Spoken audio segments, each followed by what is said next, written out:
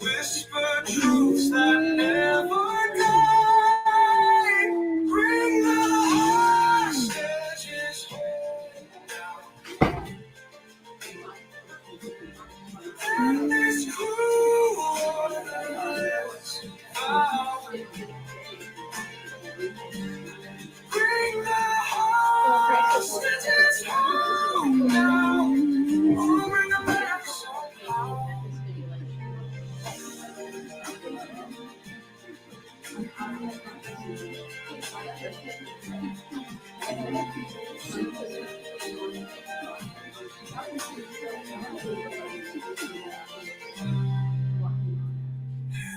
Reach out from dark despair, grasping for the hope that's there. Candles light the darkest skies, whisper truths that never die. We need some training. Bring the hostages home. Did you get it on Amazon or is it a printed thing? And this cruel order. Bring the hostages home now. Over the backs of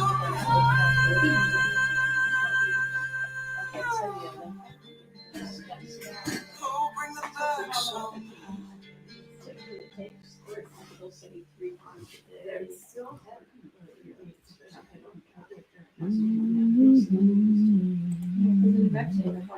all the time. Tennessee, 2 or 3 weeks. Oh, really? Because a lot of them I've done twice a day for 2 days. Yeah. Oh, yeah. And the more the dog knows, the easier it is to learn. But I thought I'd see more on all the farm horses. Okay, I watched the video. I almost sent it to you. It was somebody with French Hopefully they'll have doors. some. They go to the outside. They open the door that opens and let the big dog in. There's this little Yorkie standing at this door, barking and hitting the door that doesn't open. As the other dog comes in and the door's open, and I'm thinking, the elevator doesn't go quite all the way to the top on that one. All right, so before we get started on our Midrash, which will include the fun challenge, I'm sorry for having to make you wait for it, but that is what it is.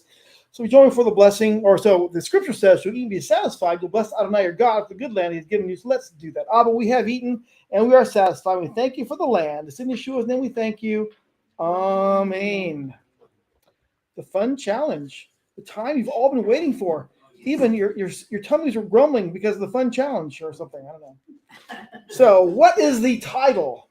Starts with an N. Starts with a Naso. a nun, right? Naso. Naso. How would you translate it into? Take. Lift up your head. Lift up your head. That is good job. Lift up, bear up, carry, take, count, make an accounting. Good job. Question number 2. Which Levite clan carry the tent of meeting and its covering? That was the first one. Gershon is correct. Good job. Question number 3. The Hebrew term for the wife who has gone astray. In the Hebrew term for Sotah, yes, Sotah is correct. To go astray. Question number 4. In our Haftarah readings this week, what is the Hebrew name of the son who would be born? Samson. No? I said the Hebrew name. I know, but I don't. Starts with an S. Shimshon is correct. That is correct. Good job. There's the logo of Shimshon Tel Aviv Football Club. Established 1949. Question number 5. According to tradition, why is a section of the Sotah adjacent to that of the Nazarite? I was wondering that. Opposites? Because it's stuffed in between the stuff about the temple, which I thought was interesting too. Well, according to there is a tractate in the Talmud Bavli called Sota. Questions. This is Sota 2a. Why does the section of the Nazarite adjoin that of the suspected woman? To tell you that whoever witnesses a suspected woman in her disgrace should withhold himself from wine, for it leads to adultery. I don't know that by that. Sounds kind of sideways. I don't even know what that's so funny. How come they don't have a guy one? Yeah, Since it takes two. it takes two. And most of the time it's men. And how are you gonna, the only way you Careful, can, Wayne. only way you can prove The it, waters. that's why Yeshua had everybody leave, because nobody wanted to own up to why they might know that that woman was wrong. We can address that. There is a pretty good reason for that in Scripture, but we will not address that at this point. Question number 6: which prophet was the angel referencing and quoting in this passage? He will go before him in the spirit and power of Elijah to turn the hearts of the fathers to the children and the disobedient ones to the wisdom of the righteous, to make ready for Adonai a prepared people.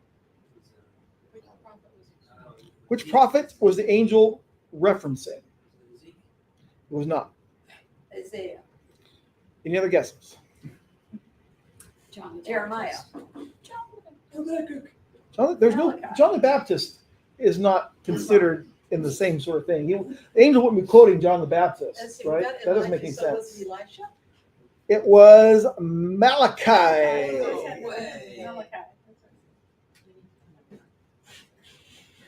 So this next one may need to get closer to the screen to see. It is, what is the meaning of this hexer? Kosher? Kosher, yeah, that's true. It doesn't have dairy, no dairy. It's not that. Passover. Who said Passover? Passover is correct. That's what the P stands for. Passover. Kosher for Passover. Strict diet good for Passover. That's true. It says right now, kosher le Pesach. So obviously, it's kosher for Passover. Never mind, it's so uncomfortable. Question number 8. What is the Hebrew letter associated with this hexer? Kaf is correct. It says Kof K. Name an instruction for the Nazarites. Can't shave your head, can't drink any wine, can't eat raisins. I mean, Yeah, nothing or but grapes. no Grapes. dairy. Answers will vary, yes. No grapes. Cut your hair. Question number 10. Name the holiday. Oh, Purim. Is correct. Good job. Question number bonus. It's a B with bonus. Okay. Apologetics edition. Objective means independent of people's opinions. Subjective means dependent on people's opinions. To say that we have objective moral duties is to say that certain actions are right or wrong regardless of what people think about it. The argument below is known as the blank argument for the existence of God. Proposition 1, if God does exist, objective moral values and duties if God does not exist, objective moral values and duties do not exist. Proposition 2, objective moral values and duties do exist. Conclusion, therefore, God exists. Fill in the blank. The argument below is known as the blank argument for the existence of God. I'm gonna say that's subjective. Objective. Nope, That's a subjective. neither one of those are correct. Oh. Well, I go with what's, Then it's the Torah argument. It's just plain logic. I was gonna say it's logical. Well, P1, P2C is a logical argument, but that's not the answer here. I should know that, because we've done it over and over and over again. It's in the statement here. To say that we have objective moral duties, so it is known as the moral argument for the existence of God. It's not a trick. Just the answer is in the statement, in the question. All right, so let's cue up the They don't teach Midrash. logic in school anymore. No, they don't. It's They so, don't teach common sense. no, they don't that either. And it's so Emotional. So, where's my soul prayer? Kudu.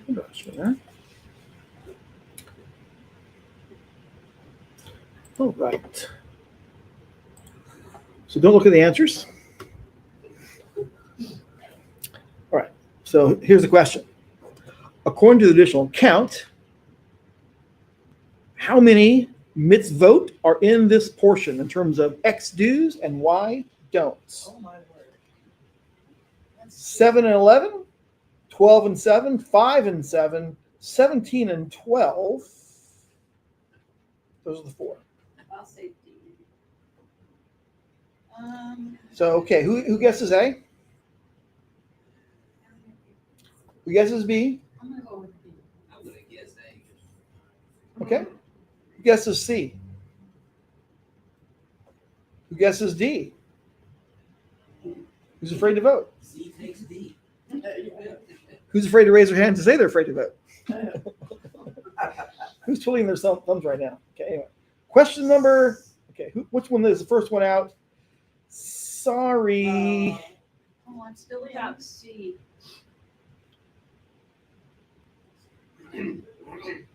Oh, I'm out. Typically C wins, right? Not today. Oh. Wow, I yes. said it. 7 and 11. 7-11. It's a dice game. All right. So here they are. On this page, the running total is 3 and 1, 3 positive, 1 negative. When we say a negative command, doesn't mean it's bad. It means it's a don't do, right? Positive command, do. Negative command, don't do. So, do, remove tamei persons from the camp. Don't do. A tamei person, an unclean person, shall not enter the courtyard. And the Torah of confession, that is, it's listed as 5:7. It kind of goes, the previous verse talks about what that is, but it's essentially, if it's really insightful. It causes you to kind of look at both the horizontal relationship with humanity and the vertical relationship with That's the with one Yah. that's If you've done something wrong, you go Yes. and give God a.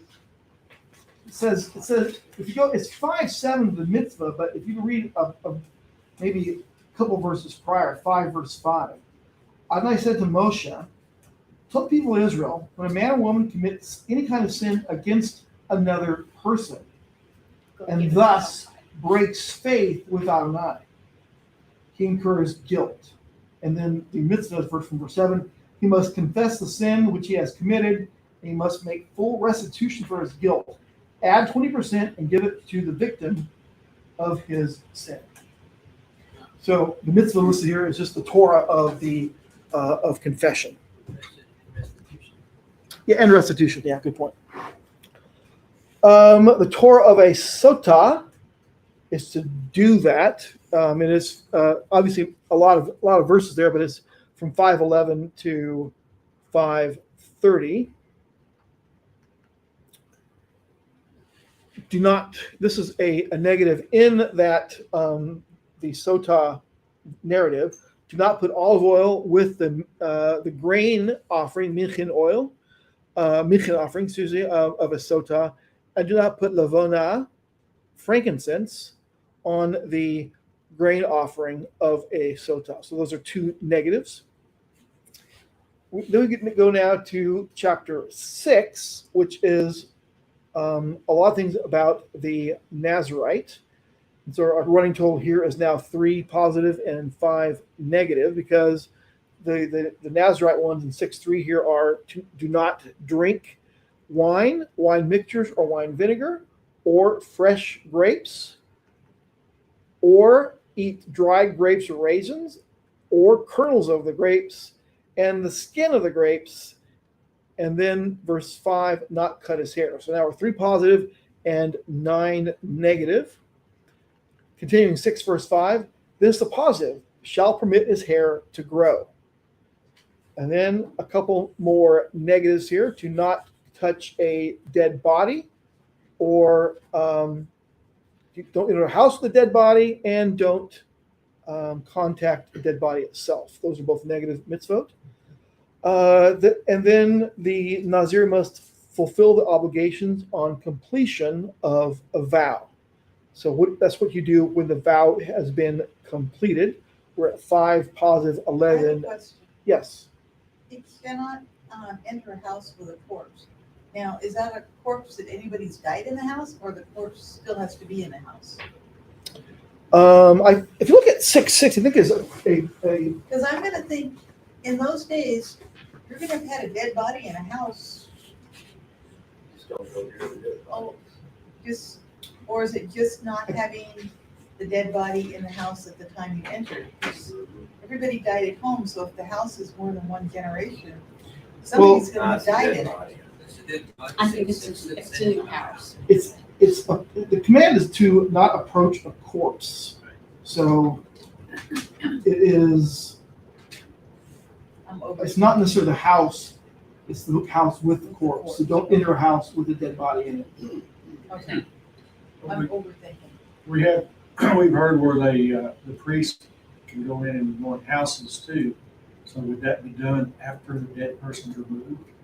You mean Or would it be if done it's- for that at all? you mean anoint the houses for what purpose we're talking about? Well, For- when red, like when you have fungus or red stuff and all different kinds of things like that.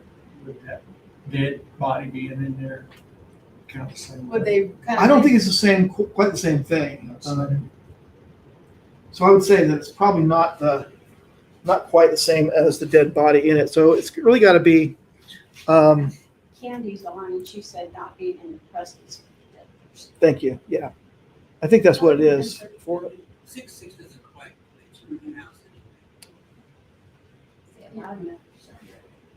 We miss you, Candy.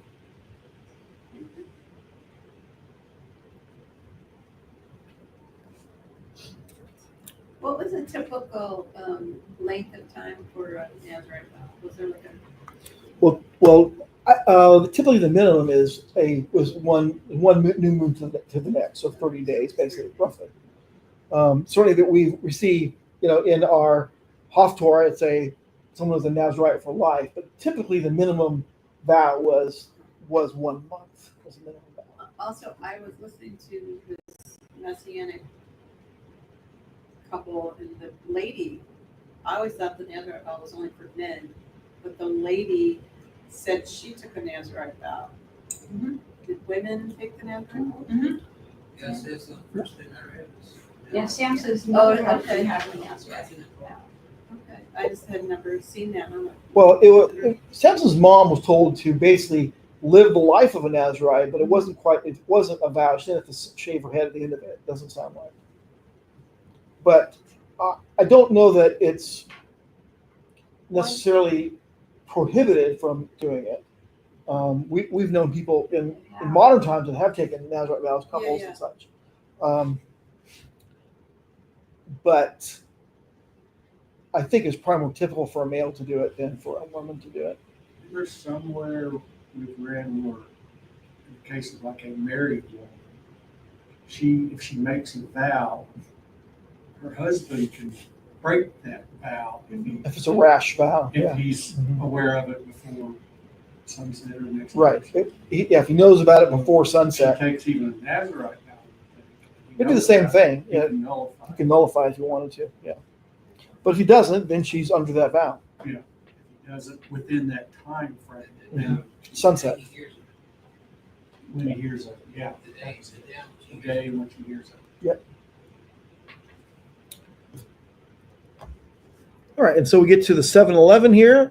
The Kohanim shall bless Israel, and the Kohanim are to bear the holy things on their shoulders. Look in verse 7, verse 9. The text says, this isn't really Kohanim. It's the descendants of Kohat who gave none because their duties involve the holy articles which they carried on their shoulders. So I really should say not Kohanim, but really the Kohat, the descendants of Kohat would be a better way of expressing that. And that would be Levite. It'd be Levite, yeah. Rather than That's Aaron. right. As you say, all Kohanim are Levites, but not all Levites are Kohanim. Right? All priests are Levites, but not all Levites are priests. Right. All right. Okay, so now's the time we can discuss, if you'd like. I do have some slides discussing it later on, but what bothers you about this portion? Obviously, the sotah thing has, You wanna know from women what they think? yeah, Actually, I think it's a good thing because I'll tell you what, I've gotten accused of having an affair and I'm like, no, I did not. And I would love to take that test to prove to somebody. yeah. And Because what is the blessing for proving your innocence? Yeah. Children. Children, right? It's the opposite. It's like for the curse would prevent you from having children, and the blessing would cause you to have children. what if you're past the childbearing stage already? Well, it probably means there's a miracle coming, right? Yeah, it would be a miracle. because I already have parts and parts. That give the We had this thing in Israel, Dr. Pitt, Sarah was 90 years old. Yeah. See? Yeah, Right. that I can believe, literally. Okay, so let's puzzle out why it wouldn't say when a husband is suspected of going astray. What is the analogy in marriage? Married to Yeshua. Typically, you would say, I think, that Israel is the bride. Who's the bridegroom? Yah, right? Is Yah going to go astray? No. No. So in in marriage, the marriage analogy is that the husband will not go astray because he is God is representation, Yah's representation of the bridegroom, and the bride is the one that would be going astray because Israel historically was tending to do those things. Now, does that mean that in in modern life, the husband is not ever going to go astray? Well, from practicality, that's not true. Probably the opposite is the case, right? It's probably more likely that the husband would go astray than the wife. I mean, I don't know any real stats, but that seems to be logical. But that's why we see this sotah. There's not the opposite for the woman or for the man to go astray, because we never want to accuse Yah of going astray and abandoning his bride. But then in other scripture passages, they also have, if a couple is caught in adultery, they're both stoned. Right, the ones who are caught in the act. And that's why when you look at the sotah, what is different about Torah of adultery and this vignette? Done in secret. There's no Suspected witnesses. of. Witnesses, right? And he suspects it's done. He doesn't know it was done. Right. So what is the Torah punishment for adultery? Death, right? And so this, even no matter how bad it is, if the man is caught in adultery, what is the penalty? Death, right? So it's the idea of having witnesses that can prove the impact. So I think that when we look at Torah for adultery, this is the case. For Torah for adultery suspected, that's where we get into this. It's not proven. It's basically, this is only like trial by ordeal, I think, in the Torah. It's interesting, it says a spirit of jealousy. That's it. It's dealing with the man, the jealousy that the man is going through, whether she is guilty or whether she's not guilty. Right, we're told specifically. But in this particular reading, it's dealing with the jealousy that it's a weight on him. Right. But if she's not guilty, she's given a gift after that. So if the woman is guilty of adultery, but there are no witnesses, she goes through the ordeal Well, if he suspects it, if the Well, husband In suspects. the end, if she goes through the ordeal and it's determined by the Almighty that she is guilty, She'll be sick. then she'll part of her will die. Yeah. Her it'll be- reproductive Mhm. capacity will die with no witnesses. But if humans are involved with 2 or 3 witnesses that saw her, caught her in the act, Yeah, but that's different though, right? I mean, caught in the they're act gonna kill her. is, She's gonna die altogether. And Yeah, and Community. so I wonder how that fits with early biblical figures who had more than one wife. well, marriage, There were a few of those. marriage to 2 women isn't adultery when they're married, I would suppose. Right, that's what I would think, it's not adultery. Well, it still happens today in the ultra Orthodox. They still have more than one wife. so what happens if, when she's brought before the Cohen and she admits to committing adultery? Stone? Probably stone. That's a good question. Because it doesn't actually, Can you give an answer? I don't think that there is an answer to that here.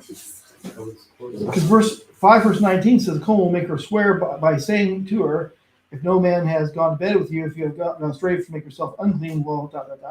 But if you have gone astray, then the Cohen make the one swear an oath.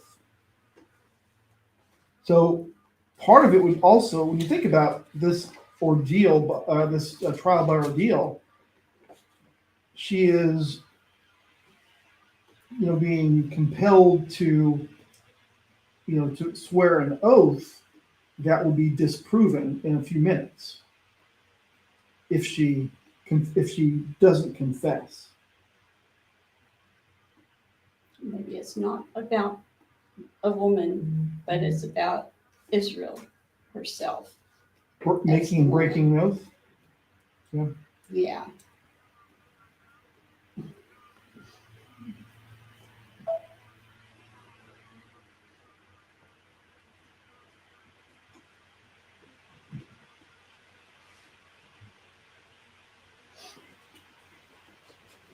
Okay. Anything else that you found to be bothersome in this Torah portion? Maybe the repetitiveness of. Chapter 7? Yeah. I mean, why couldn't they say, it's important, I know that they said what each one gave, but it would have been nice if they could have said, this tribe did it 1, 2, 3, 4, and 5, and they all gave the same thing, and the total was this at the end. Yeah, I think we saw some translations where they sort of listed it out. They listed a bunch of names and then they listed what they gave. Well, it is Yeah, a there's record. some short ones, yeah. It's a record, Yeah, keeping of a record. I know, but it's You kind could of have easily monotonous to said, read it. so and so and so, they all gave, And the 70 list. shekels and like, because they all did the same exact thing. Well, some of the commentators have said, Everyone wanted their items mentioned though. some of the commentators have said that this was not a pre-planned amount, but the Ruach HaKodesh caused each of them to give the exact same amount. It wasn't a pre-planned amount. I thought it was interesting on this point. I was reading through it and I got to 7 and I saw that it was Ephraim was number 7. So then I went back up to see who was number 1, and that was Judah. So it would be interesting, 1 and 7 are really priority, great places. It would be interesting to know why the other ones were where they were listed. In what order. I have a similar thing I thought was interesting.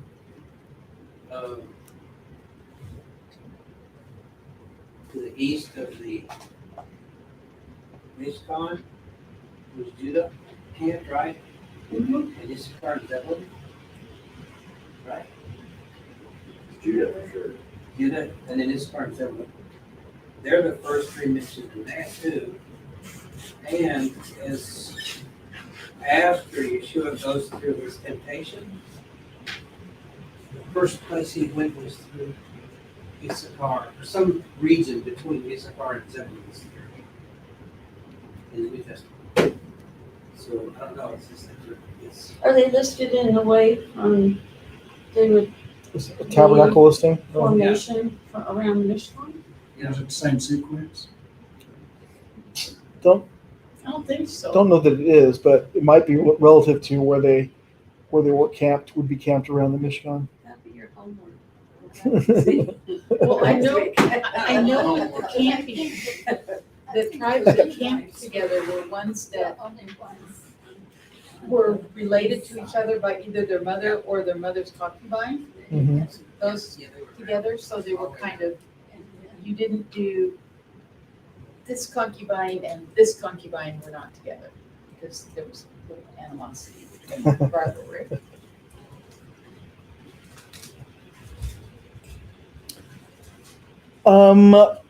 Were there anybody you could relate to in the readings?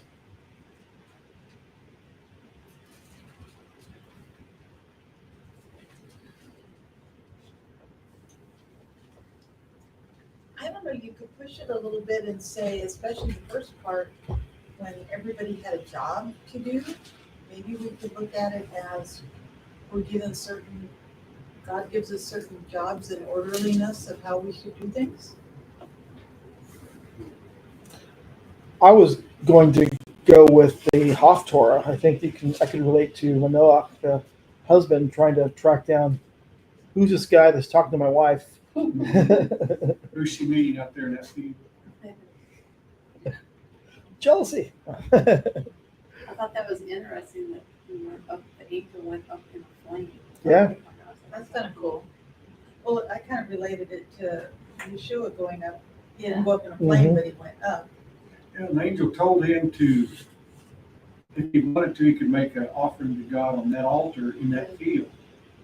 Yeah, because that seems to violate Right. Leviticus 7, right? Uh-huh. Is it 7? Yeah. 17? Have to 17. do it Okay. in the temple. Yeah. Mishkan. Yeah. Mm-hmm. Oh, that's interesting. I didn't think of that. You can't make offering in your own kind of backyard But offerings. was maybe the temple during that time wasn't really operational? I don't know, what's the time? This is Judges, so the Judges. tabernacle is either in It's in Shiloh or. Shiloh, probably. If Yeah. there was a temple. But a lot Now, of it was at one point in time, though, things were pretty not in good shape. well. They had taken, the Philistines had taken stuff, right? The Ark of the Covenant, That was But in that- David's time. right? And Samuel came what, before David? Yeah. Samuel was before he even anointed David. Yeah. But I think they were talking before, during that time, that things were, the tabernacle was in pretty disrepair. I had a thought. I'm sorry. That's okay. What would you say again? I know during the Judges, I think the tabernacle was in pretty bad repair. And the priests. Okay, Yeah, but then if that was the case, we could use that excuse today to do the sacrifices somewhere else. Oh, well, there's no tabernacle, or it's in disrepair. that's true. Well, in Solomon's time, they hadn't been doing anything because he had to, ask God to bless them anyway, that they were gonna No, To get it all that's, started. That's Just that. Josiah? Josiah's time, as well as what's his name? From Chronicles. Their lips, Yes. Mhm.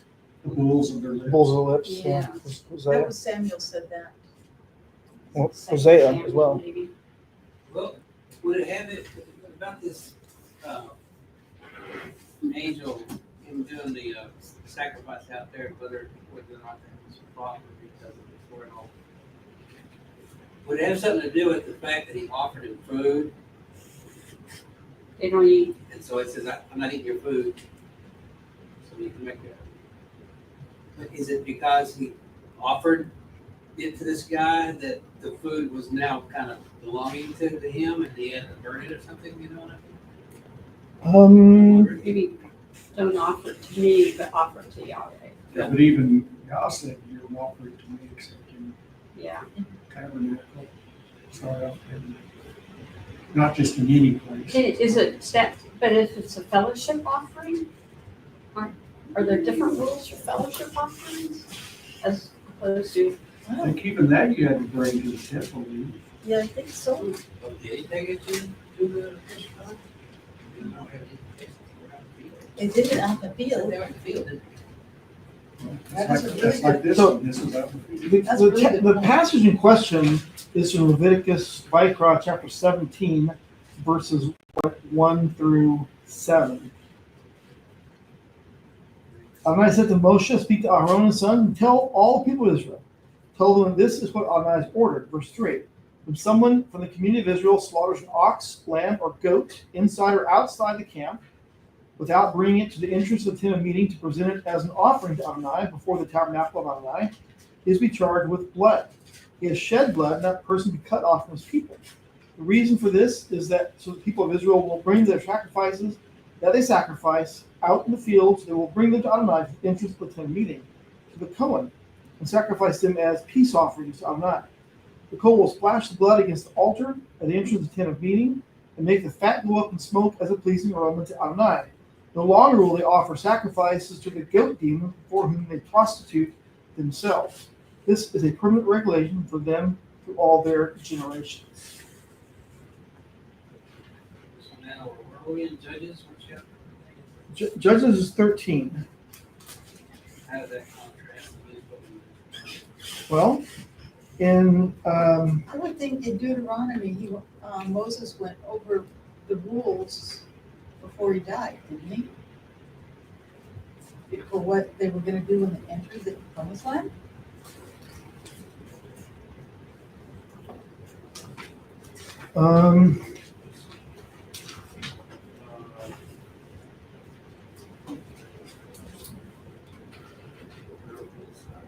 I don't think we're gonna figure this one out. I think we're gonna have more Well, questions. The only thing is AI says that the tabernacle was in Shiloh.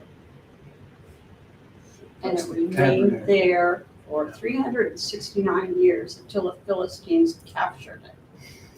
in verse 13, verse 19, Manoach took the kid and the grain offering and offered them on the rock to Adonai. Then, with Manoach and his wife looking on, the angel did something wonderful. As the flame went up toward the sky from the altar, the angel of Adonai went up in the flame from the altar. When Manoach and his wife saw it, they fell to the ground on their faces. Maybe this is an instance where we could apply that. No, you only do it when God tells you.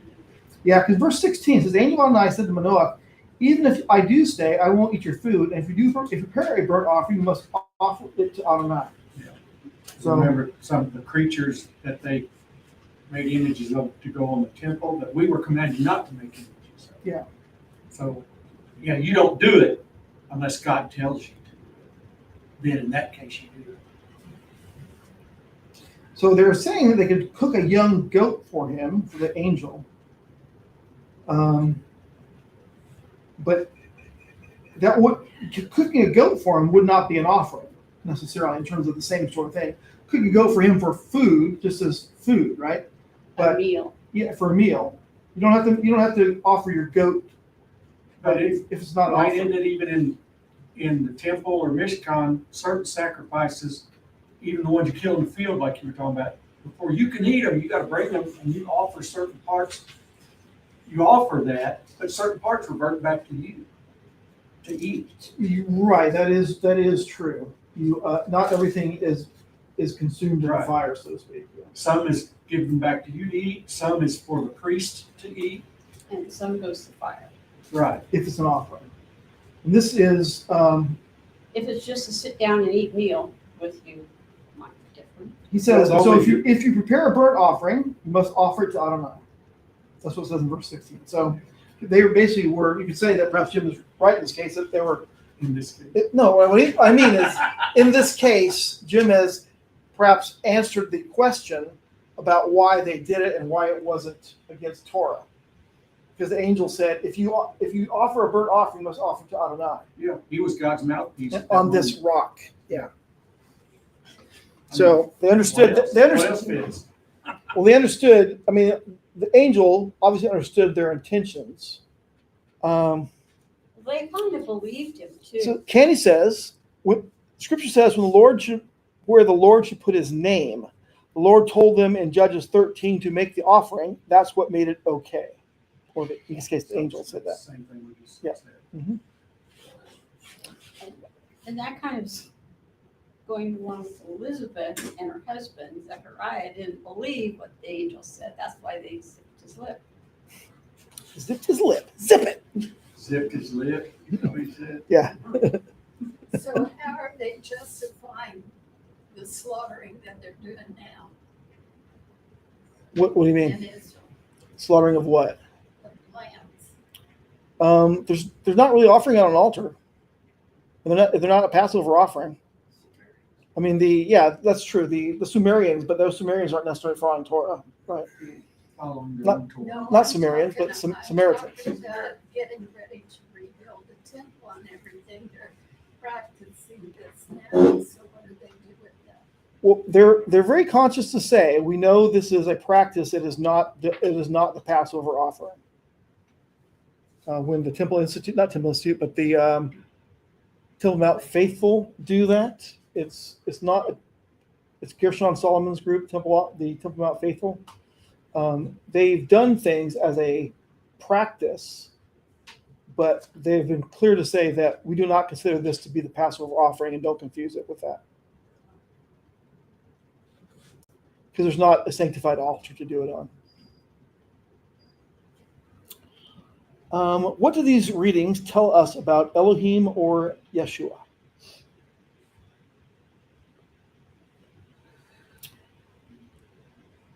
I would say faithfulness, orderliness. So before we go on there, Candy references Deuteronomy 12:11. Can someone read that?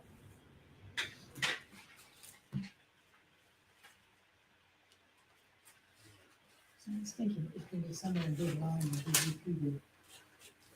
Because in Deuteronomy, when they entered the land, if they had it for dinner, they didn't have to take it to the temple to eat. Oh, it's, you shall bring everything that I command you to the place that the Lord your God will choose as a dwelling for His name. Your burnt offerings, your sacrifices, your tithes, your donations, and all your choice votive gifts and your vows to the Lord. So if it's a meal you're eating, that's not something you command to bring. Yeah, it's such a basic. You can slaughter as if you could slaughter a deer, Deer. Yeah. gazelle, which just essentially means you pour the Blood on the ground. blood on the ground as water. That's that's the exception for if you live too far away and you're wanting to kill and eat meat. Right.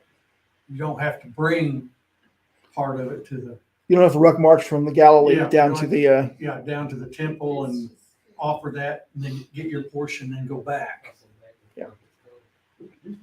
So does in this passage though in Judges, it doesn't really say that this is the place he said his name, though, does it?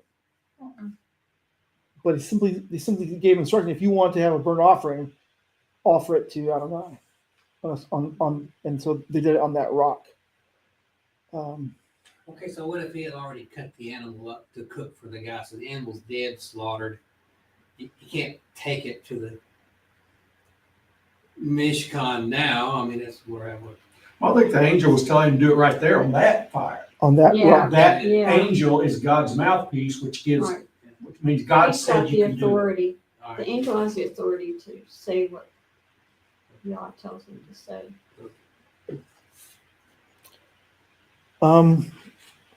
So Maybe it's the moral of the story is believe the angel. believe the angel. Yeah. Okay. test the angel, though. How do you test the angel, right? You've got to test the angel to make sure he's not giving you false stuff. Only because he Might think it's because not he a good refers angel. you to God. He's not If gonna refer you you look to. him in the flesh or not, if he doesn't admit it, then it's not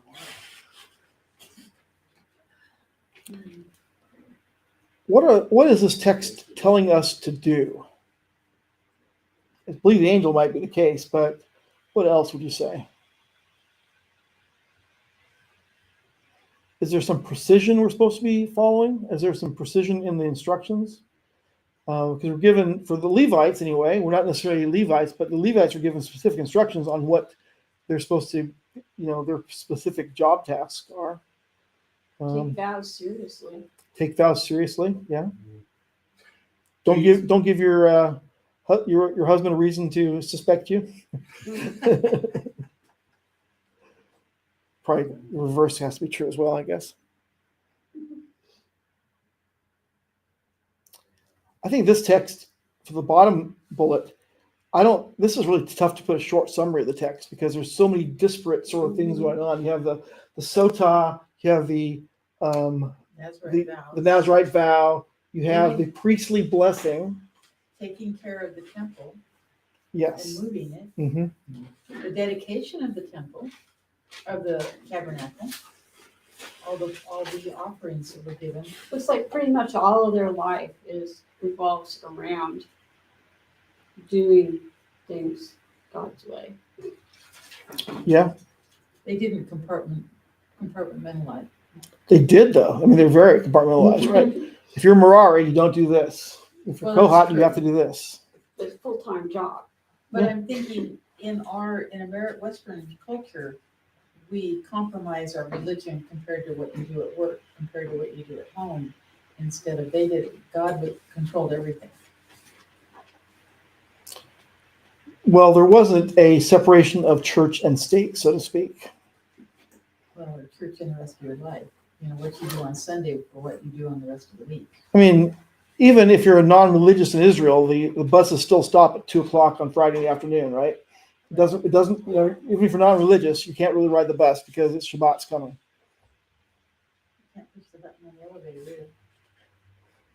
Let's set up. Denver, our neighbor, sort of, Denver, he found he was installing a dishwasher in a local thing, and the dishwasher had a Shabbat mode on it, that it would not operate on. You could set it for not operating on Shabbat. I had a friend who had a stove. I have a stove that did that. We bought one that had a setting to where you could tell it to turn on before the Sabbath, and it would continuously keep the oven I used to warm do until the Sabbath Sabbath was oven. over. Blech. Just the heat.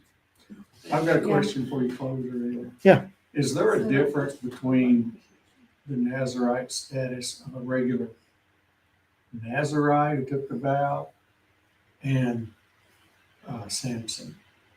Well, Samson, I mean, in some ways you say, well, he's Nazarite for life, but he also, in some ways, was not a really good Nazarite. Yeah. He did some things that would probably be That was what I was offensive. leading Yeah. to, because Yeah. he did kill a lot of people, so he Well, touched a Is- lot of Oh, he is- lives. was is- around too. he was And not listened real to a moral. pagan girl. Yeah. Make honey out of that line. Well, where does it say Nazarene can't run around with a baby? Well, Huh? she cottage you. It didn't do so well. Was she cute? Yeah. Something I didn't Last break realize thing. until we read, well, I kind of remember about Samson and kind of the rules that were given to him, but I didn't realize John the Baptist were given the same Mm-hmm. rules. I'm like, really, that's interesting. Yeah. Which is interesting because normally people took the Nazarite vow to be closer to God and work for God. John the Baptist was from the priestly line, so he was a priest, and yet he took the God Nazarite put the vow. vow on him before he even started. Yeah, and yet he was from the Levite. I think that's interesting. So as I said before we started, the Naso has the most number of verses of any Torah portion on the 1 year cycle. So the longest reading is, yeah. And we talked about what it could be translated as, make an accounting. It's literally take a head count. So with that, let's close. Oh, thank you for allowing us to Midrash on your word. Thank you for allowing us the freedom to do that. We thank you in Yeshua's name. Amen. Interesting discussions. You It was mentioned good discussion. Yeah. small